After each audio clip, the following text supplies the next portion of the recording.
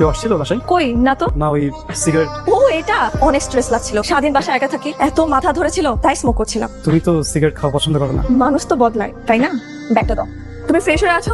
আমার ইদানিং কি মনে হয় জানো, তুমি আমাকে একটু বোঝানো। তাহলে কি বুঝি?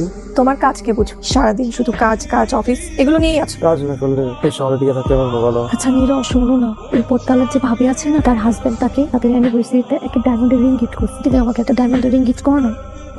করবা?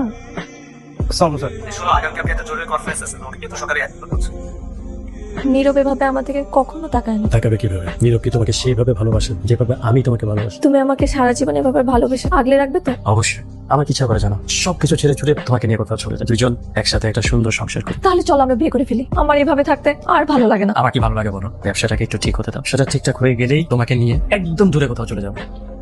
কি আসলো?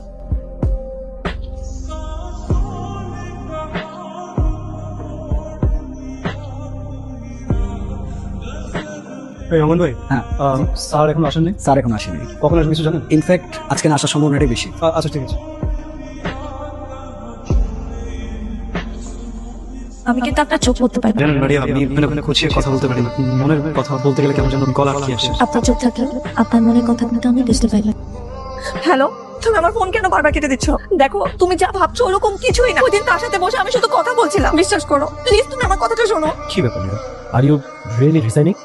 You are one of my best employees. বুঝতে পেরেছি। এক কাজ করো, ছুটিতে যাও, আমার ওয়াইফকে নিয়ে কক্সবাজার সিলেট কোথা থেকে ঘুরে আসো, হ্যাভ সাম কোয়ালিটি টাইম, তারপরে এসো ডিসিশন নিও। কোথায় ছিল তুমি সারাদিন? মারিয়া, তোর মনে আছে তোমার আর আমার প্রথম কোথায় দেখা হয়েছে? মনে আছে। জানো মারিয়া, আমি কখনো না চিৎকার করে কাঁদতে পারি। আমার দুঃখগুলো আমার মতো নীরব ছিল। তুমি অন্য কোথাও ভালোবাসা করছিলে আর আমি করছিলাম বিশ্বাস, যেটা তোমার চোখে আর নেই। আমি না তোমাকে দোষারোপ করি না, মানুষ বদলায়, তা চাওয়া পাওয়া বদলায়, কিন্তু আমি তো চেয়েছিলাম এমন একটা মানুষকে যে শুধুই আমার হবে। তুমি ছিলে, এখন আর নেই। কি এটা? সেই বক্তা দিয়ে তোমার সাথে প্রেমের প্রস্তাব করেছিলাম, চিঠি দিয়ে না হয় ইতিটা জানো। নীরব, এটা শাস্তি না, এটা মুক্তি। নীরব, নীরব, আমি জানি আমি ভুল করেছি, আমি এটা বুঝতে পারি এখন। আমাকে এবারের মতো মাফ করে দাও প্লিজ। জানো, বিশ্বাস না কাচের মতো, একবার ভেঙে গেলে জোড়া লাগানো যায় না। ভালো থেকো।